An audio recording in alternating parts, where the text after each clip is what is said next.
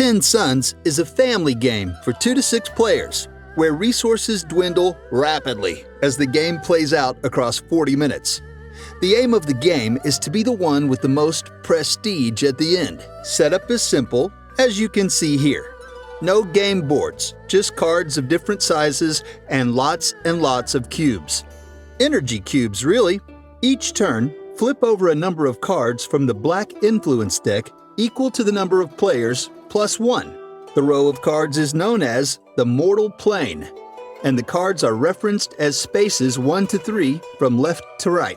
At the start of each turn, all players gain an amount of solar energy equal to the number of suns remaining in the sky, as stated on the sun track. If this is the first turn of the game, also give each player 5 lunar energy.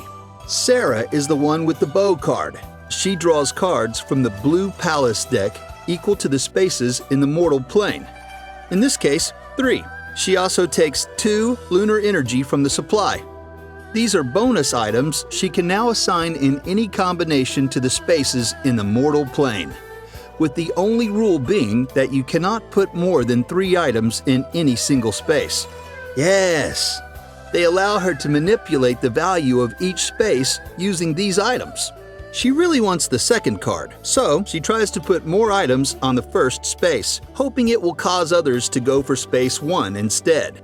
With the item placements done, we now go to the secret bidding phase. Let's see if her nefarious plan works out.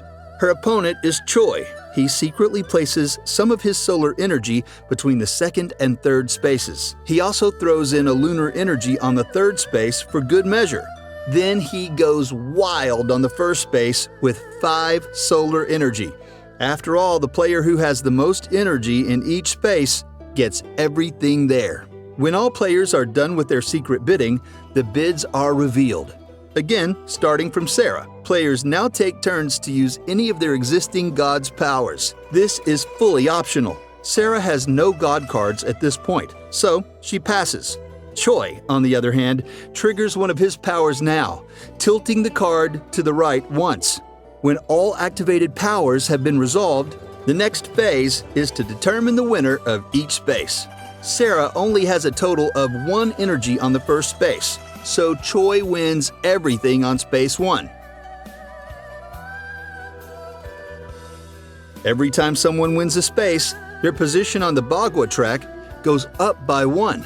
In the event of a tie for spaces, the player lower on the Bagua track wins the space. The designer mentioned it's kind of a cool catch-up mechanism or something like that. Anyway, Sarah wins the second space with her 6 energy total against Choi's 2.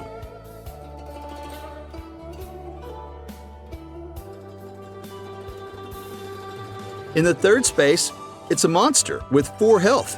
The combined energy from all players must equal or exceed its health to repel it. Sarah placed 3 energy here, and Choi had 4 on this space too.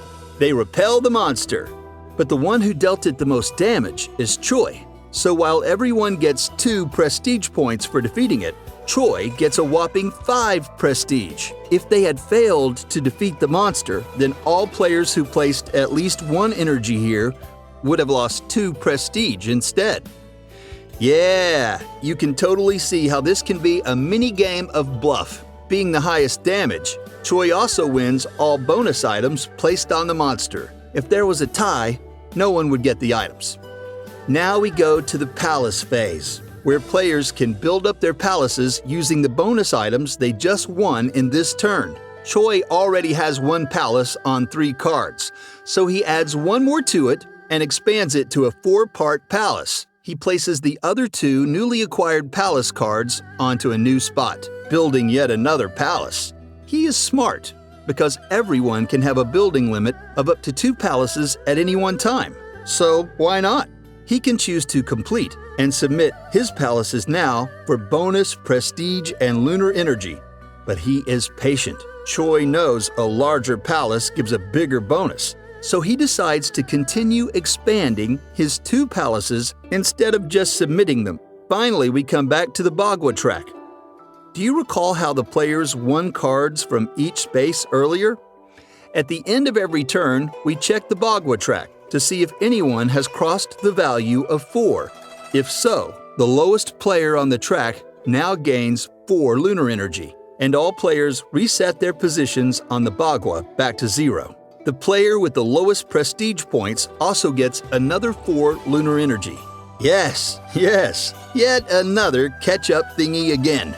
Remember, solar energy is only given based on the number of suns in the sky.